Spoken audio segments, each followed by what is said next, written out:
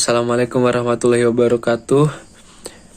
Yang terhormat Bapak Ahmad Nilal Munahifdil Ula yang telah memberikan saya kesempatan untuk menjelaskan terkait peran Islam dalam menyikapi perkembangan iptek. Perkenalkan, nama saya Muhammad Alimul Huda. Saya dari kelas P, Prodi Manajemen, NIM 2022-11495. Baik, izinkan saya di sini untuk menjelaskan peran Islam dalam menyikapi perkembangan iptek. Yang pertama-tama saya bahas adalah pengertian iptek dan kaitannya dengan Islam. Ilmu pengetahuan atau sains adalah pengetahuan tentang gejala alam yang diperoleh melalui proses yang disebut metode ilmiah. Sedangkan teknologi adalah pengetahuan dan keterampilan yang merupakan penerapan ilmu pengetahuan dalam kehidupan manusia sehari-hari. Perkembangan iptek adalah hasil dari segala langkah dan pemikiran untuk memperluas, memperdalam, dan mengembangkan iptek. Peran Islam dalam perkembangan iptek adalah bahwa syariah Islam harus dijadikan standar pemanfaatan iptek. Islam tidak menghambat kemajuan iptek, juga tidak anti terhadap barang-barang produk teknologi baik di masa lampau, sekarang maupun yang akan datang. Dalam Al-Quran banyak terkandung teks-teks atau ayat-ayat yang mendorong manusia untuk melihat, memandang, berpikir, serta mencermati fenomena-fenomena alam ciptaan Allah Subhanahu wa Ta'ala yang menarik untuk diselidiki, diteliti, dan juga dikembangkan. Al-Quran sendiri menantang manusia untuk menggunakan akal fikirnya seoptimal mungkin. Ketentuan halal haram atau hukum-hukum syariah Islam wajib dijadikan tolak ukur dalam pemanfaatan iptek. Bagaimanapun juga bentuknya, iptek yang boleh dimanfaatkan adalah yang telah dihalalkan oleh syariah Islam, sedangkan iptek yang tidak boleh dimanfaatkan adalah yang telah diharamkan syariah Islam. Jadi yang iptek yang tidak boleh dimanfaatkan ini adalah iptek yang bertentangan dengan syariat Islam. Dan yang kedua, dampak positif iptek di bidang agama. Ada beberapa contoh dampak positif yang bisa kita lihat dalam perkembangan atau kemajuan iptek dalam bidang agama di kehidupan masyarakat sehari-hari. Yaitu, contohnya, 1. Peningkatan pendidikan Islam. Yang kedua, meningkatkan akses terhadap informasi keagamaan.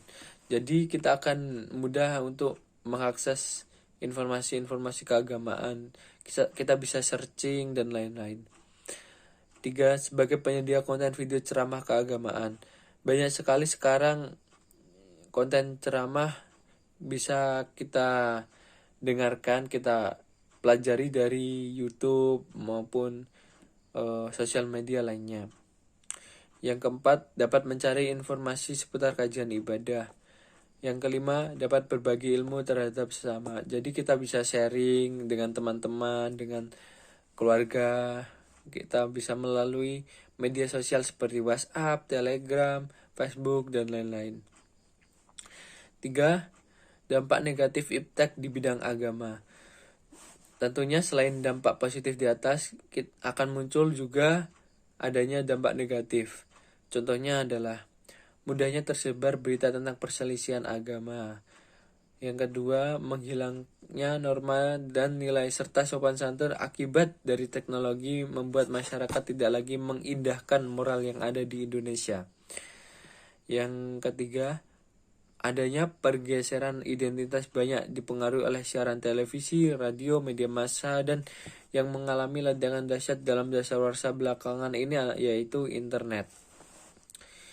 Jadi, yang keempat adalah menurunnya budi luhur umat Islam atau umat muslimin di kalangan umat yang beragama lain, dikarenakan banyaknya umat muslim yang juga ikut-ikutan budaya barat. Yang kelima, kurangnya perkembangan potensi dan kreativitas individu muslim akibat tidak adanya kemerdekaan dan kebebasan pemikiran di tengah kaum muslim. Dan yang keempat, yang terakhir kita bahas adalah sikap kita sebagai orang muslim terhadap iptek. Sikap kita dalam menyikapi perkembangan iptek. Yang pertama, kita harus resesif menerimanya dengan bijak. Jangan sampai kita menolaknya terhadap perkembangan iptek. Karena kemajuan iptek itu tidak bisa kita tolak, teman-teman. Dan juga kita harus selektif. Setelah menerima, kita harus memilah dan memilih mana yang baik dan mana yang tidak. Dengan dasar Al-Quran, hadis, dan sunnah, tentu kita bisa melakukan hal ini. Yang ketiga adalah digesif. Iptek itu perlu kita arahkan, tentunya untuk amal ma'ruf nahi mungkar. Dan yang keempat, adaptif. Perlu juga kita sesuaikan dengan jati diri kita sebagai muslim yang pasti sesuai dengan dasar Islam, sesuai dengan syariah Islam, tidak melanggar syariah Islam. Yang kelima adalah transmitif. Kembangkanlah iptek untuk menyiarkan agama Islam. Sebagai contoh, dengan adanya Al-Quran seluler, Al-Quran digital, dan sebagainya.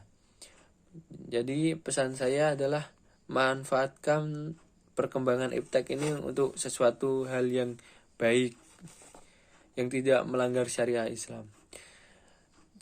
Baik, sekian video presentasi saya. Terima kasih kepada Bapak Ahmad Nilal Munahifdil Ula telah memberikan saya kesempatan untuk menjelaskan terkait peran Islam dalam menyikapi perkembangan iptek. Kurang lebihnya saya minta maaf. Sekian, wassalamualaikum warahmatullahi wabarakatuh.